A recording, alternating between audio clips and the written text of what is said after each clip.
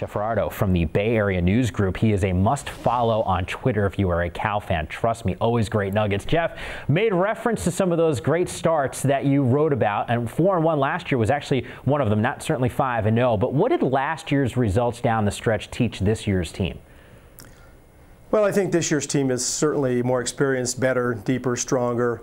I think one of the things they had to deal with was last year it was all new to them, winning and having success, and suddenly, maybe it was too much too fast. I think they're better equipped to handle it this year. They're 5-0 and they're not feeling too good about themselves. I think they're in a good place. They're confident, but they're not overconfident, and they're certainly not looking past Utah. I don't think anyone can look past Utah the way they've been playing, especially due to the fact that they're going to be home for this one. But I keep circling back to the same thing with this Cal team. Defensively, how about leading the conference in sacks and forced turnovers? Not sure how many people would have thought that that would be the case at this point of the season. You see them on a regular basis. How for real is this defense? Well, it relies on those two things. I mean, they're leading the nation in takeaways with 18, and they're leading the conference in sacks. And they rely on that. They need it. They get the ball back for the offense, which is what they want. They've got greater depth on the defensive line for sure. Kyle Cragen at defensive end has made a huge difference for them. The secondary, those guys have rebuilt their confidence. They're attacking. They're flying around. I think they're having to think less and play more, Jeff, you've mentioned depth. You've used that term and say the players are better this year, and yet I look at the production that they've gotten from that running game. Daniel Lascaux, he was in the game last week, didn't really have a huge impact. He's been dealing with that hip. How much do they need him considering the production they've gotten from guys like Vic Onwiri and not to mention Khalfani Muhammad? Well, those guys have played really well for him, but the issue is they had some situations the last couple of weeks where they had 2nd and 1, 3rd and 1, 4th and 1, 4th and goal from the 1, and they couldn't get in. I think Daniel Lascaux is the guy who puts them over the top in that regard. He's their best pass receiver, their best pass blocker among the running backs, just their best all-around, all-purpose back. Those guys have done a good job in Onwiri and Khalfani jumping in for him, but they certainly want him back, and they need him to find some timing and some rhythm, and the 2 weeks out, I think, cost him that. He needs to have a good week of practice because they're going to count on him this week. We all know that this is a big game against Utah. Put into perspective, though, just how big it is for this program. Well, it's big because they're starting a 4-game stretch that's ferocious.